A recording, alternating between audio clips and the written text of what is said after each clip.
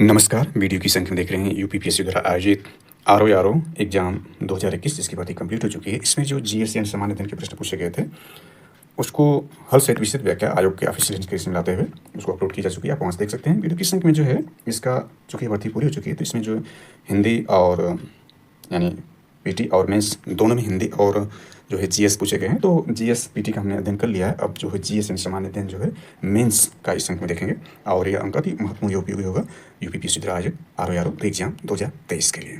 चलिए मेंस को सिलेक्ट जल्दी से कवर करते हैं। और साथ ही अंक जो होगा यूपीपीएससी द्वारा आयोजित अपर पीटी एग्जाम 2025 के लिए, साथ ही अन्य राज्यों के एसपीएससी, यूपीएससी, यूपीएससी और एसएससी के लिए भी अंक अति महत्वपूर्ण होगा। तो इसमें देखते हैं मेंस के बारे में हम देखने जा रहे हैं। तो यह मेंस का पेपर है और इसमें जीएस के 120 प्रश्न होंगे, ऑब्जेक्टिव टाइप है। यानी जो आरओ का जो सिलेबस है वो पूर्व की बात ही है, इसमें परिवर्तन नहीं किया गया जैसे कि अपर एग्जाम में किया गया है। तो यहाँ देख सकते हैं इसमें भी नेगेटिव मार्क का प्रावधान है, 1/3 है। तो इसमें जो है पहला प्रश्न देखते हैं।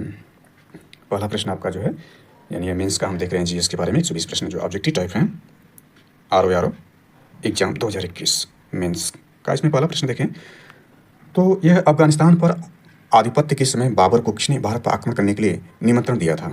इसका सही आंसर देखें तो यह दौलत खां। इसका सही आंसर जो है दौलत खां ने, यह दौलत खां लोधी है जो बाबर को निमंत्रण दिया था। उस दौरान ये पंजाब का गवर्नर था दौलत खां लोधी। और ध्यान देना है कि जो दौलत खां लोधी का बेटा जो उस दौरान यानी जो बेटा यानी दौलत खां लोधी जो है अपने बेटे दिलावर खां को काबुल भेजा था बाबर को इनवाइट करने के लिए। तो इसमें देखें बाबर को निमंत्रण देने वाले में 3 लोग शामिल हैं, यानी क्रमशः जो है यानी यह तो इस प्रश्न के लिए जो था दौलत खां और भी लोग इसमें इनवाइट किए हैं। तो एक आपका आलमा खां, दूसरा दिलावर खां और राणा सांगा भी बाबर को आमंत्रित किए थे। राणा सांगा को जो है 18 बार जो है इब्राहिम लोदी हराया था। इब्राहिम लोदी के लिए ही जो इस सभी लोग जो है बाबर को इनवाइट किए थे। तो इसकी थोड़ी व्याख्या भी देख लेते हैं। चलिए थोड़ा इसको डिटेल कर लेते हैं। देखिए मुगल साम्राज्य बाबर के बारे में देख रहे हैं, थोड़ा ज़्यादा डिटेल नहीं करेंगे इसमें। देखिए बाबर के बारे में, ये मुगल वंश का संस्थापक था बाबर। ये 1526 से 1530 तक ये देख सकते हैं। और इसमें इन्वाइट करने वाले जो मेन प्रश्न था उस पर हम चलते हैं। तो बाबर संबंधी ये महत्वपूर्ण जानकारी में अंतर्गत यह है कि बाबर को भारत पर आक्रमण करने का निमंत्रण देखें तो आलम खां, दिलावर खां, ये दिलावर खां वही है जो कि दौलत खां जो प्रश्न में दिया गया था उसका बेटा था, और दौलत खां लोधी जो पंजाब का गवर्नर था। और इसके अलावा राणा सांगा ने भी, यानी 3 लोगों ने भारत पर आक्रमण करने का निमंत्रण दिया था। भारत पर बाबर का पहला आक्रमण देखें तो 1519 ईस्वी में ईस्वी बाजौर पर था। 1530 ईस्वी में आगरा मृत्यु, पहले आगरा के आराम बाग फिर काबुल में दफनाया गया, यानी भारत से बाहर इसको दफनाया गया है। कलंदर की उपाधि उदारता के लिए इसको प्रदान की गई थी। बंगाल शासक नुसरत शाह के दरबार में से संधि की थी, यानी भी इंपॉर्टेंट है। इसके अलावा ये सब बाबर के बारे में जानकारी देखी जा सकती है। कुछ एक्स्ट्रा देखना चाहें तो यह आपका है स्थापना बाबर 1526 ईस्वी, मुगल तुर्क एवं सुन्नी मुसलमान था। बाबर का योगदान देखें तो आगरा में ज्यामिति विधि से बाग नूरी अफगान बनाया, गजी बाबरी नामक पैमाना, काव्य संग्रह दीवान तुर्की भाषा में, मुई बयान नामक पद्य शैली का विकास, तोपखाने का प्रयोग भारत में शुरू इसने किया। पितृपक्ष से तैमूर वंश का था, मातृपक्ष से चंगेज खां का वंश था। तुजुक ए बाबरी आत्मकथा तुर्की भाषा में, वेरी वेरी इंपॉर्टेंट है। चगताई वंश की नींव रखी। 1540 में काबुल फतह किया। 11 वर्ष की आयु में यानी 1494 में फरगना की गद्दी बैठा। 1507 इसने बादशाह की उपाधि धारण की। इसके पहले मिर्जा की उपाधि थी। पुत्र इसके हुमायूं, कामरान, असगरी, हिंडालती, 4 इसके पुत्र थे। और इसके लड़े गए युद्धों को देख सकते हैं। पानीपत का प्रथम युद्ध 21 ये डेट भी कभी पर देता है 21 अप्रैल 1526 को, किसके बीच? इब्राहिम लोदी और बाबर के बीच में। बाबर विजयी रहा, तुगलमा युग पद्धति उजवीन तुग का प्रयोग किया। खानवा के युद्ध 17 मार्च 1527, राणा सांगा इसमें थे। जिहाद का नारा तमगा कर समाप्त, गाजी की उपाधि धारण किया। चंदेरी के युद्ध देखें तो मेदिनी राय के बीच था। ये देखें 29 जनवरी 1528 मेदिनी राय मालवा का राजपूत शासक थे। घाघरा 6 मई 1529 अफगानों के बीच बाबर का अंतिम युद्ध रहा है। नोट में यह देखा जा सकता है कि तुजुकी बाबरी के अनुसार राणा सांगा कृष्णदेवराय सबसे शक्तिशाली शासक 2 हिंदू राजे थे। तुजुकी बाबरी बाबरनामा को तुर्की से फारसी में अनुवाद अब्दुल रहीम खान खाना ने किया। उस्ताद अली मुस्तफा बाबर के प्रसिद्ध निशानेबाज थे। चलिए ज़्यादा विस्तार के लिए दूसरे प्रश्न चलते हैं। दूसरा प्रश्न इसमें देखें तो दूसरा प्रश्न आपका यह है कि डेथ इन बनारस पुस्तक के लेखक कौन हैं? तो इसमें जो है इसके बी आंसर सही है। बी का मतलब हुआ कि जोनाथन पैरी जो है डेथ इन बनारस के लेखक हैं। Who is the author of the book death in Banaras? तो यह है जोनाथन पैरी हैं। नेक्स्ट चलते हैं। नेक्स्ट इसमें तीसरा नंबर प्रश्न देखें तो आपका यह साइंस से है, क्योंकि तो में कौन सा एक शेष सम्मिलित नहीं है। तो ब्लीचिंग पाउडर को देखें तो यह CaOCl2 होता है, यानी कैल्शियम ऑक्सीक्लोराइड सही है।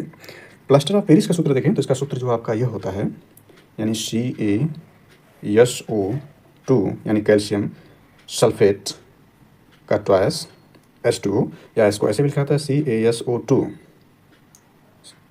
Dot half H2O। ये प्लास्टर ऑफ पेरिस, लेकिन इसमें कैल्शियम बाइकार्बोनेट लिख दिया है। बाइकार्बोनेट HCO3 होता है, इसलिए यही गलत है।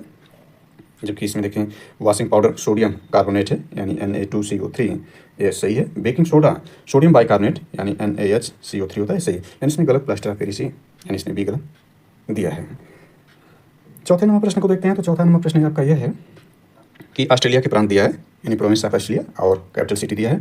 तो न्यू साउथ वेल्स जो है इसकी देखें जो राजधानी या कैपिटल है वो सिडनी है, यानी ए का 2, यानी ए आपका लिमिट हो जाएंगे ए और बी। क्वींसलैंड की राजधानी देखें तो क्वींसलैंड का ब्रिस्बेन है, ब्रिस्बेन मतलब बी का 1। अब इसमें बी का 1 देखते हैं, यहाँ पर बी का 1 है, यानी दोनों बने रहेंगे, यानी इसमें सी और डी में से ये दोनों एलिमिनेट हैं। इसके बाद विक्टोरिया प्रांत की देखें तो ये आपका मेलबोर्न है, यहीं से आप पूरा क्लियर हो जाएगा, यानी सी का 4 है। सी का 4 का मतलब होगा कि सी ही इसमें विकल्प सही है। और ध्यान दें कि ऑस्ट्रेलिया खुद जो महाद्वीप है उसकी राजधानी देखें तो वो आपका कैनबरा है, ऑस्ट्रेलिया की राजधानी कैनबरा, और ये उसके प्रांत की राजधानियाँ हैं।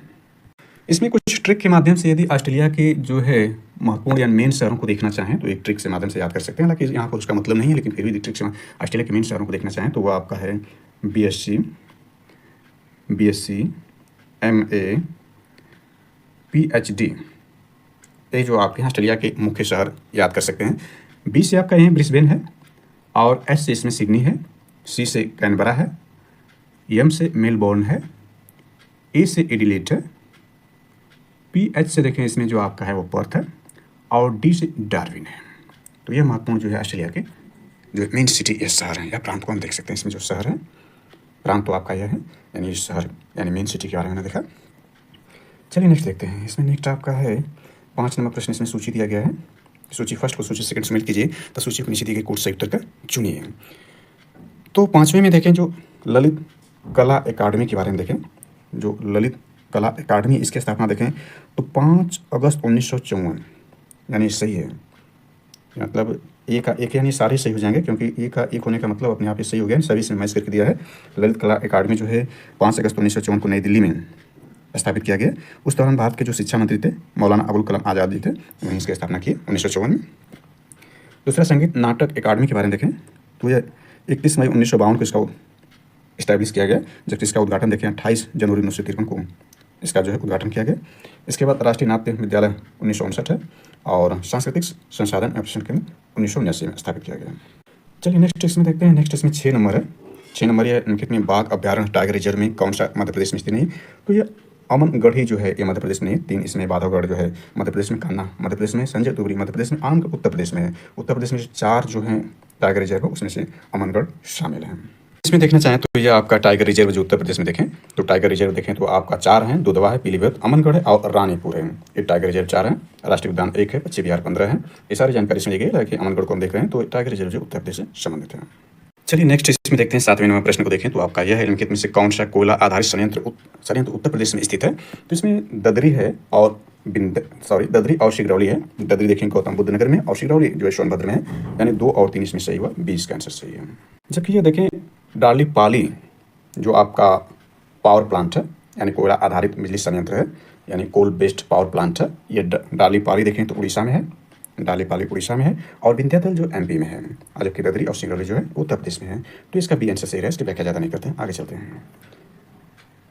8वां नंबर प्रश्न देखें तो ये कलम के कौन सा सही सुमिलित नहीं है? एक इसमें सुमिलित नहीं होगा, सही से सुमिलित है। गाय की नस्ल देखें ब्रीड देखें तो गाय की जो नस्ल देवनी है सही है, बकरी की बरबरी ये भी सही है, भैंस की भदावरी ये सही है, भेड़ की जो गिर है गिर गाय की नस्ल है, न कि भेड़ की। भेड़ की जो भारतीय भेड़ों में देखें जो नस्ल जो महत्वपूर्ण नस्ल वो दक्कनी है, और भेड़ों के लिए जो प्रसिद्ध राज्य भारत के राज्यों में 28 राज्य और 8 केंद्र शासित प्रदेश को मिलाकर 36 स्टेट यूनिट। भेड़ के लिए प्रसिद्ध जो है राजस्थान ज़्यादा प्रसिद्ध है।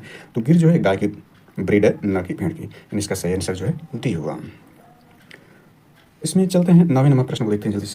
9वां जो दिया है पुस्तक और लेखक, इसका सही आंसर सी है। सी का मतलब ये हुआ, यानी सी का मतलब ये हुआ कि ए का 3 है, यानी रास पंचाध्यायी जो है नंददास राइटर्स के हैं। चैतन्य भागवत के लेखक देखें तो वो 1 हो जाएगा, यानी वृंदावन दास जी हैं। और इसके बाद देखें आपका चैतन्य मंगल के लेखक देखें तो 2 हैं, यानी जय नंदा है, और भक्ति रत्नाकर ए नर हरि चक्रवर्ती है, यानी आपका जो आंसर रहा वो सी सही रहा। 10 नंबर देख लेते हैं। तो 10 नंबर ये बहुत आसान जो साइंस का प्रश्न है, कितने कौन सा आहार समूह मनुष्य के शरीर को अधिकतम ऊर्जा प्रदान करता है, तो इसका सी है, यानी कार्बोहाइड्रेट, वसा और प्रोटीन। लास्ट में प्रोटीन का विघटन होता है, जब शरीर में कार्बोहाइड्रेट वसा समाप्त हो जाते हैं तब प्रोटीन जो होता है ऊर्जा के रूप में प्रयुक्त होती है, तो सी इसका आंसर सही रहा। इस पर ज़्यादा डिटेल व्याख्या नहीं कर रहे हैं, सबसे साधारण प्रश्न देखें तो सी रहा। इसके बाद 11 और भी आसान है, मेरी कई बार ये जो है यूपीपीएससी का फेवरेट क्वेश्चन रहा है। तीनों गोलमेज सम्मेलन में भाग लेने वाले भारतीय निम्नलिखित नेताओं में कौन थे? तो बी आर अम्बेडकर जी रहे हैं, यानी तीनों गोलमेज सम्मेलन में पार्टिसिपेट किया है। ये कई बार आयोग का पूछा गया बहुत ही फेवरेट प्रश्न रहा है, इस पर डिटेल नहीं करते हैं, चलते हैं आगे। 12 नंबर प्रश्न देखें तो आपका यह है, निम्नलिखित में कौन सा देश बाल्टिक सागर के तट पर स्थित नहीं है?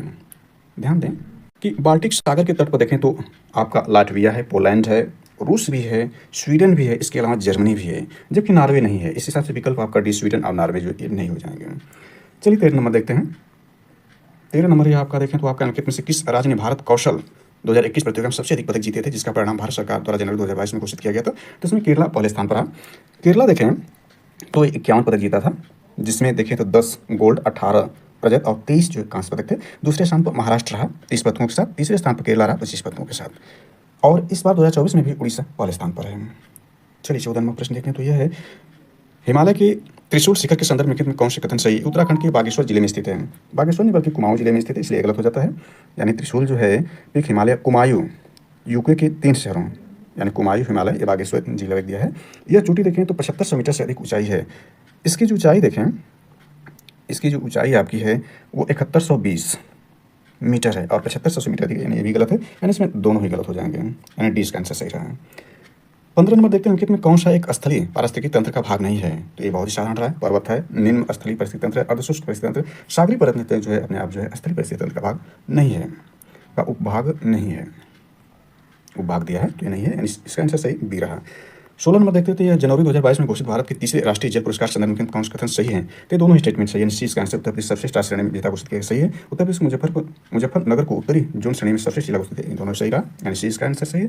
इसके बाद 17 नंबर देखते हैं, भारत के संविधान के भाग 9A या 9 को निम्नलिखित क्षेत्र के स्थानीय स्वशासन इकाई को संवैधानिक आधार प्रदान किया, तो इसमें सही कोई यानी केवल 2 सही है, 20 का आंसर सही हुआ।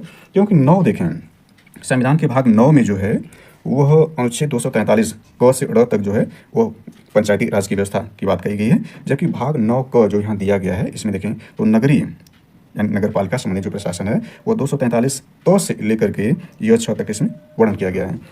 यानी जो पंचायती राज व्यवस्था है वो आपका 73वें संविधान संशोधन द्वारा ऐड किया गया, और पंचायती राज व्यवस्था जो लागू की गई भारत में 25 अप्रैल 1993 से लागू की गई, जबकि 54वां यानी 74वां संविधान संशोधन द्वारा यह जो है भाग 9A या क जोड़ा गया, और ये देखें तो नगरीय प्रशासन या नगर पालिकाओं से संबंधित है, यानी इसमें देखें तो आपका 2 सही है केवल, यानी 20 का आंसर सही हुआ। 18 बहुत आसान प्रश्न है, निम्नलिखित में कौन सा जैव डीजल पौधा? तो पहला ये जेट्रोफा जो है वह बायोडीजल प्लांट है। इसके बाद 19 नंबर देखिए, मंदसौर प्रशस्ति लेखक मंदसौर प्रशस्ति किस शासक की उपलब्धियों का विवरण प्रस्तुत करता है? ये मंदसौर देखें प्रशस्ति जो है इसमें यशोवर्धन जो मालवा नरेश थे उनसे संबंधित है, लेकिन आपके प्रश्न में है नहीं। इसमें यशोवर्धन के ज्ञानेंद्र कहा गया है, इसमें ऋषभ बुनकरों की श्रेणियों का उल्लेख किया गया है इस मंदसौर लेख में, लेकिन इसमें देखें जो आपका कुमारगुप्त हैं, कुमारगुप्त फर्स्ट हैं, उनकी भी चर्चा इसमें की गई, तो इसमें आंसर जो रहा आपका डी रहा। इसमें 20वें प्रश्न को देख लेते हैं, पार्वती आर्गा रामसर स्थल के संदर्भ में कौन सा सही है? पूछ रहा है कौन सा सही है? तो ये उत्तर प्रदेश गोंडा जिले में स्थित है, सही है। ये पक्षी अभ्यारण्य है, पक्षी नहीं बल्कि ये वन्यजीव अभ्यारण्य, दूसरा इसमें गलत हो जाएगा, केवल एक यानी ए इसका सही रहा। यहाँ पर हमने देखा था, ये देखे तो पक्षी विहार 15 हैं और राष्ट्रीय उद्यान 1 है, टाइगर रिजर्व 4 हैं, और इसमें देखना चाहें तो यह आपके जो है यानी ये देखना चाहें तो यहाँ उत्तर प्रदेश के वन्यजीव विहार इसमें दिखाए गए हैं। यहाँ पर देखें तो यह उत्तर प्रदेश में रामसर स्थलों की सूची देखें तो रामसर स्थल कुल 10 हैं। इसमें आपका पार्वती आर्गा जो पार्वती आर्गा पक्षी विहार जो है गोंडा में है, सॉरी ये पार्वती आर्गा पक्षी विहार ही है, यानी दोनों स्टेटमेंट सही होंगे, यानी इसमें 10 देख सकते हैं आपका जो है उत्तर प्रदेश में रामसर स्थलों की सूची 10 है, इसमें पार्वती आर्गा पक्षी विहार है जो गोंडा में, यानी गोंडा में सही दिया था, और ये पक्षी विहार है, इसके दोनों स्टेटमेंट सही होंगे, वन्यजीव विहार नहीं है, तो ये 10 हुआ। इसके बाद एलिफेंट रिजर्व 2 है, और ये सब जानकारी इसमें दी गई, देखा जा सकता है। प्रश्न ये दोनों ही सही इसमें है, यानी इसको हमने देखिए व्याख्या में कि उत्तर प्रदेश गोंडा जिले में स्थित है, सही, एक पक्षी अभ्यारण्य ए भी सही, यानी दोनों स्टेटमेंट सही है, यानी सी इसका आंसर सही हुआ, 1, 2 दोनों सही रहे हैं।